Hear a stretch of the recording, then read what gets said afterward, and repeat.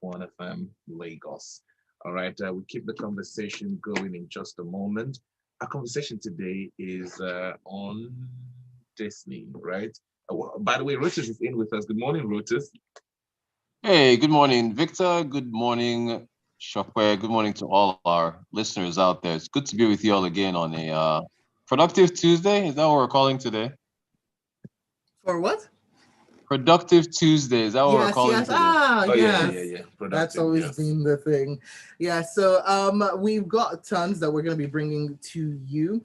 And so we've got a couple of things. We're going to be talking about what's going on with the Nigerian markets, what's happening with crypto and animation. Because of that news about Disney, and we've got Nigerian stories to tell, African stories to tell, of course, as well. But Nigerian stories is what I'm focusing on. So we've also got Olumide Adesina joining us. He is a financial market analyst with Nairametrics. Hi, Olumide. Thanks for joining us. Yeah, good morning. Thanks for having me. Thanks for joining. All right, Rotus, let's get the conversation started. Yeah, so starting with the Nigerian markets, I think the market dipped by about 0.1% yesterday, Olumide. So it's essentially flat. How have you been assessing the Nigerian market so far as we've started this month? Yeah, if you look at just weekly, the past week, for example, investors lost about 189 billion naira, and just yesterday, another sell-off of about 38 billion naira. That was triggered by amount of profit taking despite decent earnings. We saw what Guinness brought out, one of their best results in history. I'm talking about Guinness Nigeria, and that was pretty much because they could accelerate revenue growth and they reduce cost. But despite that, the stock was not moving so much. And that's on the fact that for the past 2 years, the stock has done more than 200% gain. And yesterday's sell-off was triggered also by First Bank. Pretty much don't know why, but the stock still really looks solid because if you look at their 2021 result, it tells you that the management is really on top and their exposure in first money, the fintech arm of banking, I think is really putting them in the forefront.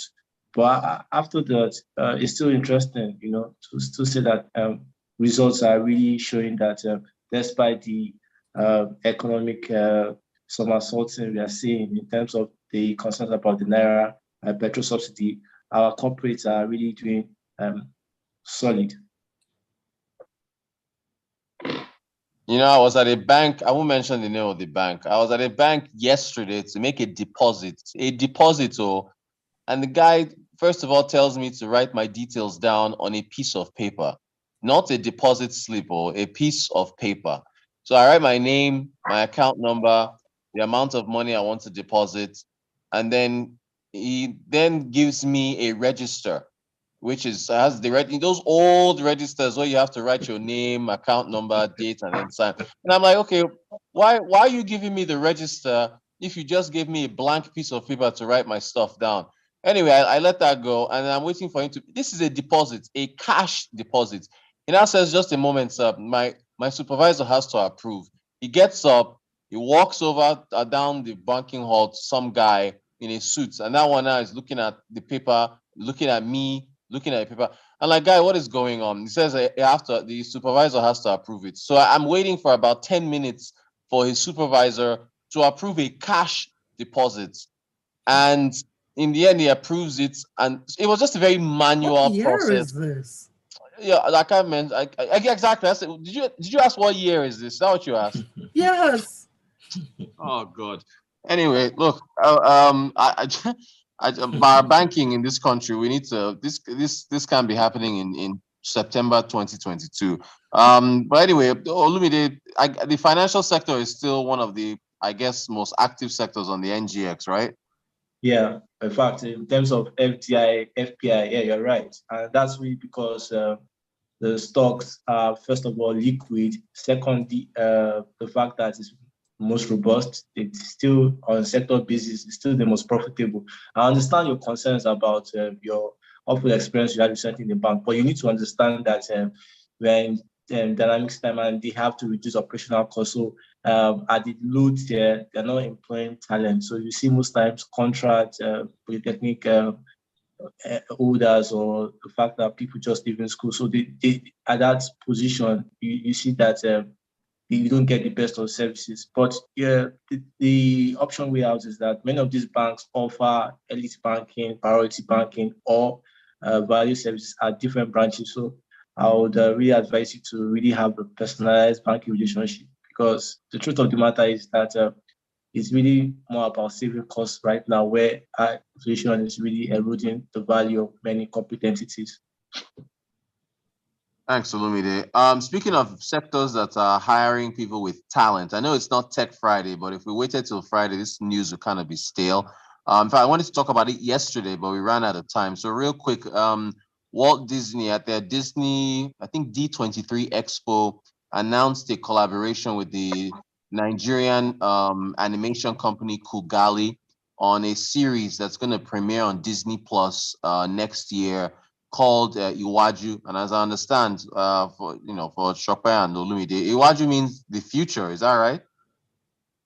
Yeah. Uh-huh. Mhm. Okay. All right, cool. So that's what it's called. So it's supposed to be a futuristic look at Lagos. So I understand this is the first studio, the outside studio that Disney has collaborated on a project in like their entire 100-year history.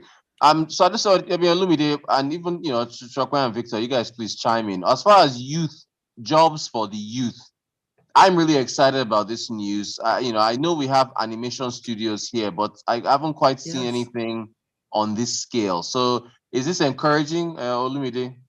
Very encouraging. If you look at PwC, the reports PwC gave about the fact that Nigerian youths can bring in about $50 billion from the digital economy, it tells you the fact that that's one sector that is begging for government's attention. And, content creating in Nigeria is on another level. You talk about comedy skits, music skits, movies, and with recent animation report, that just tells you the fact that despite the challenges facing the Nigerian ecosystem, we are seeing many self-taught individuals taking. If you look at those young boys, I think the Kodu boys, they've really stepped their mark on Netflix, and that's really telling you how much the Nigerian ecosystem is getting relevant. So yes, it's a very positive. But the question right now is, how will government really accelerate? Because one of the problems we're having is that we don't really have a concentration of talent. What I mean, like hub, where you see, for example, when you go to the Silicon Valley, you're going to the tech hub. When you're going to New York, you're going to Wall Street and fintech. When you're going to Texas, but we don't have that in Nigeria. And one of the negativity around that is that it becomes like when you're putting investment, you're throwing money sporadically. So we expect government to start creating hubs. We expect government to start creating more incentives. But the good news is that the startup bill that is already in play, that already been passed, tells you that, the Nigerian ecosystem is taking these things serious. Thanks for that, Well, this is Olumide. such a fantastic bit of news as well, though. And when I think about people who are, the younger people who are looking at jobs in, I don't know, esports, gaming, animation, stuff like that, it's a great way to go. It is really good news, and it's very encouraging. Speaking of a futuristic Lagos, can we talk about a Lagos without floods that doesn't shut down when it rains? Right? Did I not mention this yesterday? I can't remember if I Yes, lamented. you We did. I talked did, right? about this right at the Uh-huh. beginning of the show. So Business Day is reporting that 2 people were swept away in floods yesterday and reportedly died. And it's not like we have tornadoes or monsoons here. I don't know. And anybody that wants to chime in on this, when are we going to stop talking about traffic and floods in a mega city that is Lagos? This is really disgraceful. Now people are dying. So though Olumide, I I don't know don't if you know can about this help. because yesterday the amount of rain that fell in the time it fell was it was a little bit shocking because in my compound we haven't had this issue before and we've had days upon days of rains, but I was swimming. So I know the weather patterns have been going a bit haywire. We've seen flash floods in South Korea. We've seen houses being swept away in America. We've seen what's going on in Pakistan. Could it be related to that? Or are you thinking, okay, let's clean up dredge the canals and whatnot? Yeah, but I think we look at it on a two basis analysis. First of all, it's a cultural effect and also infrastructure deficiency. Despite the fact that Lagos is one of the fastest growing cities in Africa, one cannot deny the fact that we have an infrastructure deficiency, particularly modern day drainage systems. If you look at areas like Lekki, particularly where the water supply is very awful, and if you look at the sand filling levels compared to each topography, one will see why flooding comes. So the question right now is what is government trying to do? And one will start looking at the fact that we even have collapsed buildings taking in the headlines. So drainage will come in last, but it just tells you that the climatic effects coming around the world will really harm countries that don't have strong infrastructure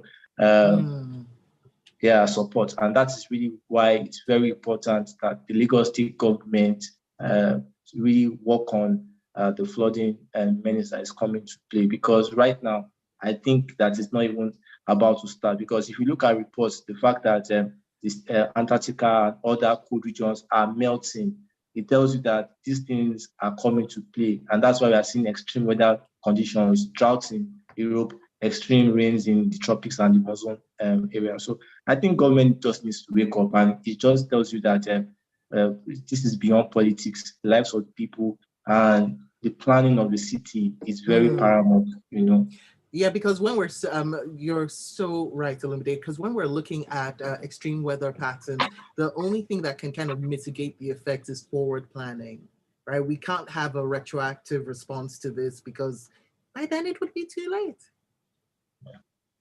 Well said. All right. I agree. Exactly. Let's look through some of the messages. I don't even want to comment on the flooding situation in Lagos because it will happen again next year. Olufemi on WhatsApp is saying the bank with manual deposit process is Zenith. And it's not Zenith, though. It's not Zenith. I don't want to mention. I don't want to mention any names. It's not Zenith, though. If you say so. And Isaac says, Rotus, how much were you trying to deposit? Hope it wasn't 1 billion. I understand banks are trying to cut costs by all means. And Dalvin is saying, Rotus, I honestly don't waste my time with cash deposits anymore. I now deposit with the strict POS guys and the alert is instant. Believe me. Yes, they charge 100 or 200 naira depending on the amount deposited, but that's okay with me. Dalvin is in Yaba. And Gilbert Musa from First Stack says, on the rain shutting down activities, it's key to note that apart from the roads, which are generally in a bad state, our railway system in Nigeria was abandoned for a long time. Also, our road and rail network is threatened currently with insecurity from terrorists and bandits in Nigeria. Ogenel Chuku comes in, he says, our inability to adopt technology in all sectors such as education, agriculture, security, to mention a few, is the major reason why corruption prevails in both the private and public sector. Technology prevents corruption. And let Lagosians stop dumping refuse in their gutters. Let them stop dropping their plastic bottles and sachets on the floor inside of traffic. Then we would have a better Lagos. And that one comes in from Matthew Afolabi. Talking about hubs in Nigeria for tech, entertainment, finance, oil and gas. It isn't rocket science, but as far as our security issues persist, we can't attract the right kinds of investments to create viable hubs. At best, what we'll continue to have are those isolated cases. Ayola Akinfala is the one that sent that across. Okay, and we have come to the end of the show. But of course, you can continue the conversation with Rotus. He is at Rotancode up on Twitter. And you can also just say a big thank you to Olumide Adeshina, who's a financial markets analyst with Nairametrics, for joining us for these 15 minutes. Thank you so much, Olumide. It was fantastic having you on. Great insights. Thank you. And thank you, Rotus. We'll be seeing you tomorrow. Thanks. Right. Real quick, the special offer from Nairametrics, just to remind our listeners. Yeah, you can tweet about that up on Twitter at Rotancode. Thank you so much. Coming Thanks, up, guys. it is going to be great music right here on Smooth.